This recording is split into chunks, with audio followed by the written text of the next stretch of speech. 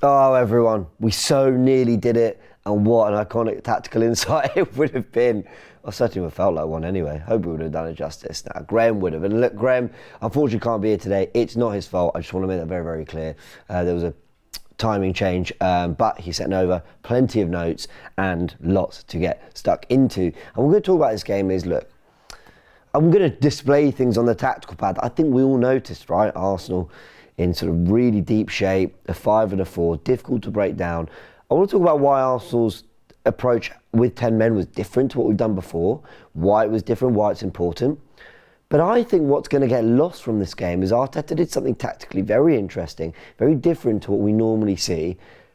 And it actually is showing a flexibility in Arteta's approach that is maybe going to unlock even more to some of the players we have. And I hope we carry that into future games, and I hope it's something that we can just notice in this show in case it's to happen again. But let's stop talking in code and actually explain what I mean. Because Arsenal drew 2-2 at Manchester City, and as we always do before we go into the real tactics, we go through the match stats. Sent over by Graham, Man City had 33 shots to Arsenal's 5, 11 on target to our 3.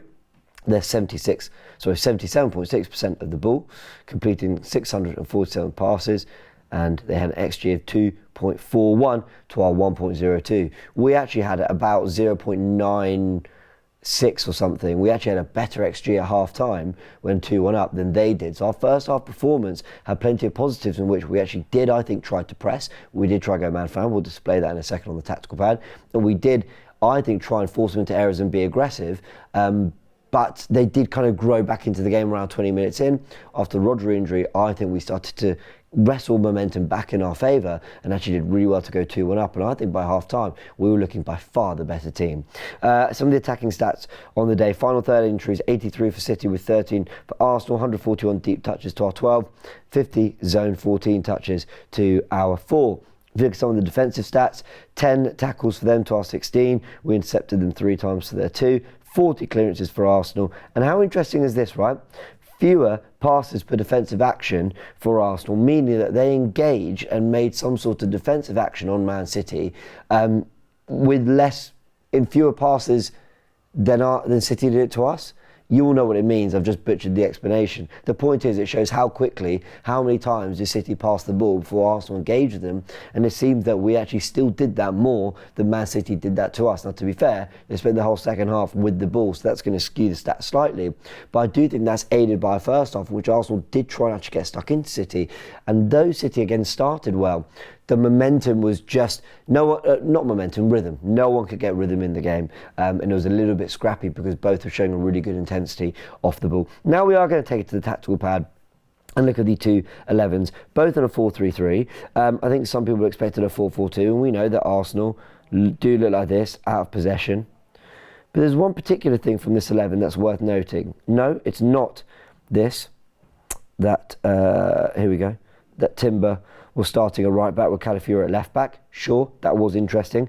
I actually don't think that was completely injury based. I mean, Ben White was brought on, and yeah, he does have a small injury, but confirmed by Arteta, and Handa Verzal was on the first to report on it too. But I really think he liked the balance of that back four in terms of in terms of strength and robustness, and I think they were a really good match for Man City. We're going to throw their wingers in Doku and Savinho. Calafiori struggled at first a little bit, but actually grew into the game and did really, really well. So yes, that is something from the 11 worth noting, but it's not that so much. It's actually this I want to show you. Now, in a 4-4-2, out of possession, there's not really much to notice there. Either side of Thomas Partey, he's playing in a 4-4-2. But what is interesting is, like I mentioned, the 11 in possession did look something like this. Trossard dropping into the left 8 and Rice playing as the box-to-box from the right. What's fascinating about this use of Declan Rice is that actually he was playing it in a way that was, and he's nowhere near this type of player, but it was kind of a la Kevin De Bruyne, because there were moments when Arsenal got the ball with Bukayo Saka. Let's give the ball here to Bukayo Saka. There were moments where Declan Rice would make an underlap to try and create space for Saka to run inside, or there was a moment where Saka actually dragged Ovadio inside and then found the underlap for Declan Rice, and I think the ball went out for a corner. There were moments where Declan Rice was combining really well, and I think gave Bukayo Saka, who didn't have his best game to be fair, it was only 45 minutes, obviously still got a fantastic corner into the box, for the goal that put us 2-1 up. But I thought it was a really interesting dynamic seeing Declan Rice on that right-hand side. And when you've got Leandro Trossard, who favours being in that area of the pitch where he's going to sort of combine with players, I think this is Trossard at his best in these kind of left pockets, right? Either out on the left, but, dropping inside, or when he's a false nine, moving out to the left to combine. I think that's where he plays his best football. And I thought it was really clever of Arteta to set up the team in a way that allowed both Rice and Trossard to play in areas where they actually could be a little bit more comfortable for the team and facilitate what Martinelli and Saka were trying to do really well as well in possession. I thought that was a really nice little tweak from Arteta. They'll go under the radar and most will think it's not that big a deal, but I actually think it was really clever, and I actually think it's something I hope we see a little bit more of, because if we ever find ourselves in this position where Martin Odegaard is playing, let's just move Leandro Trossard here for a second, that feels like a really nicely balanced midfield, where if Martinelli moves inside, Odegaard can be a little bit wider with the ball, where Odegaard can get into these spaces and feed it into a Kai Havertz, as we saw brilliantly against Chelsea last season. So I think that is something that he might explore a little bit more of. And hell, we've even got, look, this would be incredibly defensive, right? But we've even got, if we move Odegaard to the side, Marino to come in. So if we find ourselves missing, Martin Odegaard, you're looking at basically 3 sixes there. But Liverpool played some of their best football with a really robust engine-like midfield three. And I think this could be another tactic that Arsenal explore with the three of them there alongside, Rice and Marino bringing the energy either side of Thomas Partey. We know that Marino can provide some of that creativity too. So I thought it was a really interesting development for our midfield in terms of things we can do tactically that we just hadn't seen from Arsenal. Rice hasn't played on that side yet, and I really like the look of it. Of course, we then go to 10 men because of the Trossard Red. I've talked about it countless times on a fan camp and on Forever Arsenal, which we did a live show, so go check that out if you want my full thoughts on that. But it's happened. We're down to 10 men. So let's go back to the tactical power. We're going to remove Odegaard, and Trossard, of course, sent off. Marino didn't play. So these are the players we're left with on the pitch. Now, there's a few approaches. There's the obvious one, which is 4-4-1. Just be really, really sharp, keep everyone on the pitch, and basically try and, see if Man City can break you down. Let's get City up the pitch a little bit here. High and wide wingers, Gundogan, Bernardo Silva. Rodri, of course, goes off injured, so we'll bring him off and bring on Kovacic. And then I thought their fullbacks were a little tucked in particular, Kyle Walker. What was interesting, though, is that with this approach, let's give the ball to Walker, right? Our sort of 4-4-1 it wasn't how we set up at all, but it's how maybe some would have expected or thought a team with 10 men could do it, because you just lose one up front and you go with the sort of, the four that you've been playing with out of possession for the game against Tottenham, and that you did basically, if Trossard's on the pitch, right, our out of possession shape is this anyway. So there's an argument for the 4-4-2 or 4-4-1. But Arsenal didn't. They made a change. Now, you could have achieved a particular shape by basically just moving Kai Havertz back into central midfield there. And they could have kept Saka and Martinelli and gone for the 4-5. What Arsenal actually did was remove Bukayo Saka. They brought on Ben White. Where is he? Here he is. They moved him to right centre-back. And they went like this. And actually, I think Rice went back to left central midfield at this point. Partey, Rice, Martinelli and Havertz as a back four in front of this five. And let's try and just illustrate the lines as well. Let's do it in yellow. Here we go. One bank of 4, 5, and then another bank of 4. Arsenal were trying to condense the central areas, make themselves really difficult to play through, slightly higher at the pitch on the edge of the D, and then they were trying to have that 5 that covered Man City's 5, because we know that Sevilla can get into good areas. We know that Bernardo Silva, Erling Haaland, Gundogan, Doku, they are going to need players constantly marking them. Now, at times Haaland was finding space in the box and Saliba would hold him. At times Gundogan might make a run or someone, or actually Gundogan was getting to this area a lot, to be fair as well. But Haaland would then be moved on to Gabriel. They were both taking turns marking him and keeping a really good eye on him. It was really, really, really clever from Arsenal. What's interesting where this tactic differs is that Arsenal's go-to in the past has actually been to always leave one up front and maybe look like this as a 5-3-1 to make sure there's just at least an outlet. So we did against Brighton, and then you have your 3 that can spring out, or two outside, to either side of your midfield three, that can spring into attack as well, and then you get something from the wing backs. But Arsenal were not looking to attack. This was a defensive job. Get through, we have the lead, see it out, and in the 98th minute, we finally conceded. It was a real shame. Thought Arsenal defended valiantly, and there was so much about our defensive performance. It would have gone down as one of the great defensive performances in Premier League history. It would have.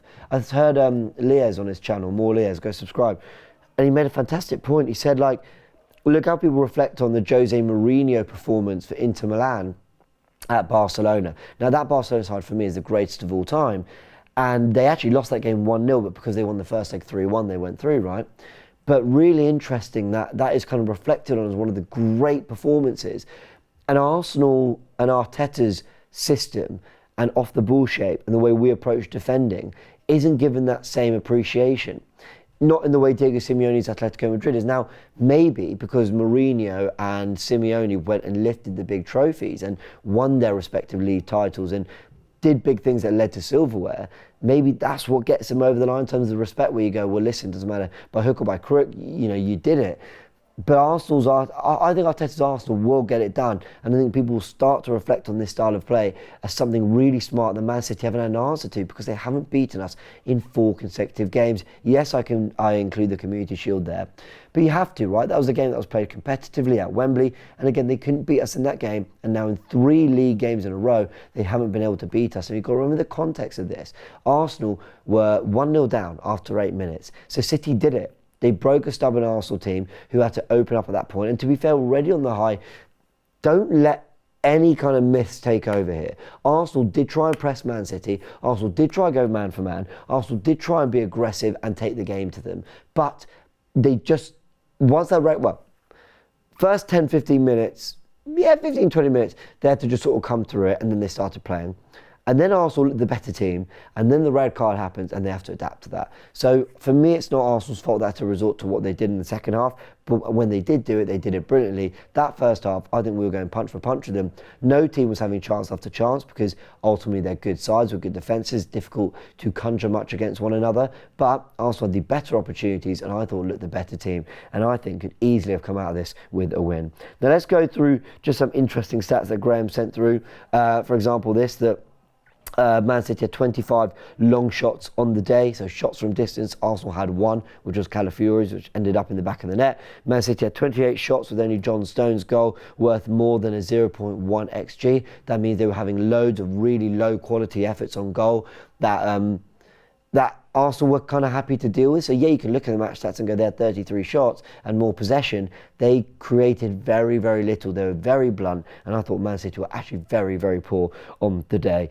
David Raya, I've got to give him his credit. In the 24-25 Premier League season, in 5 games, he's made 23 saves with an 88.46 save percentage. Extremely high numbers there, with 3 clean sheets. 3 goals conceded, only 2 of them conceded when we were down to 10 men, and 50 ball recoveries too. David Raya has been tremendous this season, and at the moment is looking like our player of the season, albeit we're only 5 games in. Gabriel Magalhaes as well, we need to mention, with 5 clearances, 4 duels, 1, 3 blocks, 2 out of 3 tackles, 1, 2 big chances he had in the game. Of course, he scored one of them, 2 shots as well, which of course would have been the 2-headed efforts, 1 last man tackle, and the goal that we've mentioned there as well. Gabriel loves the big game, relishes the big occasion. Goals at the Etihad, at Anfield, Stamford Bridge, and now at the Tottenham Hotspur Stadium, which we saw last week. Gabriel was one for the big occasion. We've got to get some shout outs though too.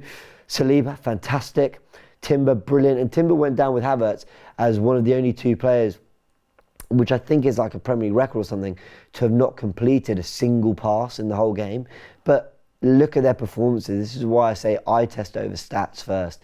They were tremendous. Everything they did throughout that game was brilliant. And yes, okay, they struggled on the ball. They played in a particular role where it was difficult for them to have much of an out ball and complete easy passes. But what they did defensively was fantastic. Now, maybe there were some sloppy passes in there, but look what they did defensively, off the ball, the commitment, the fight, the aggression, the tactical understanding of where to be and how to do it. They were both brilliant. So shout out to Timber, to Havertz, and I've got to say Martinelli as well. We mentioned Saliba, and that everyone deserves a shout out. Calafiori, so many of them, because of a really valiant effort. But Martinelli as well, who I was fighting to have in this team. I was saying, guys, Don't rule out Martinelli. You need him for this kind of game, and you saw there why. He was utterly superb.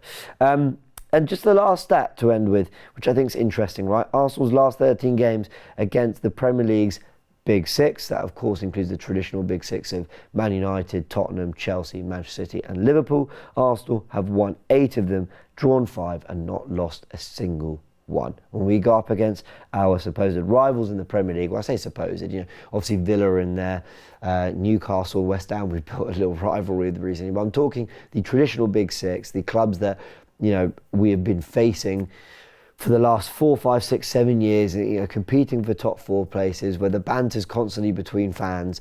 That is where Arsenal have really come through in games and been unbeatable in those 13 games and taken away wins in 8 of them, because Arsenal are relishing the big occasion. And for anyone who laughs at that kind of stat and goes, yeah, well, so what? Who cares? You haven't won the big one yet.